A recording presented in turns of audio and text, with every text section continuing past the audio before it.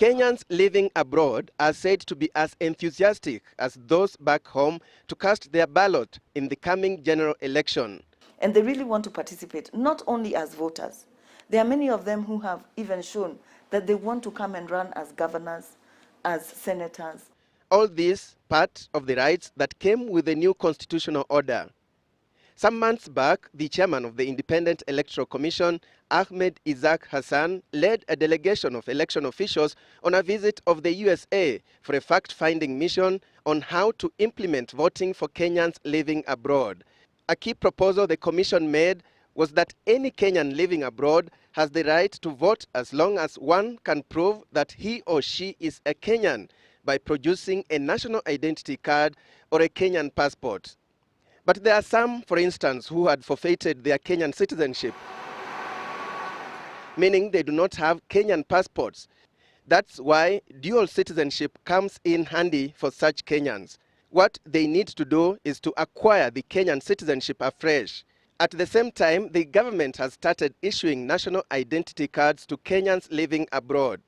Although 3 million is the figure frequently quoted as the estimated total population of Kenyans living abroad, experts warn that the number of those who will eventually be registered as voters could be much less. There are those who have registered with the embassies and consulates, so those are known. But the ones who have not registered themselves are not known.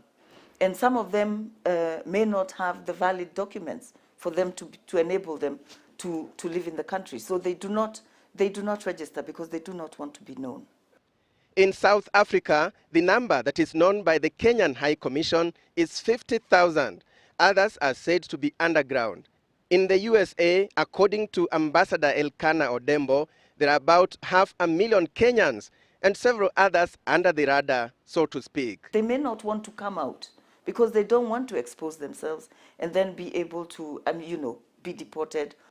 Kenya has only 46 embassies, high commissions, and consulates.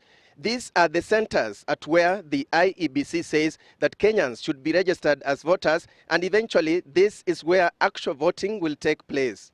Meaning Kenyans living in the USA, despite its expansive geography, can only access such services in 3 locations. A group known as the Kenya Community Abroad has rejected this proposal on the grounds that it will lock out many eligible voters. Kenyans in the diaspora also question the independence of diplomats as election officials. They want IEBC to use its own officials at non-government polling centers. It is extremely expensive, and voting is actually supposed to be a process that makes it very easy for any voter to be able to vote. So voting at embassies is going to prove to be a bit of a challenge because accessibility will be very difficult. Only the IEBC can provide answers to these questions, with a technical team already in place to formulate a policy framework on managing the diaspora vote. Alex Chamwada, Citizen Live at 9.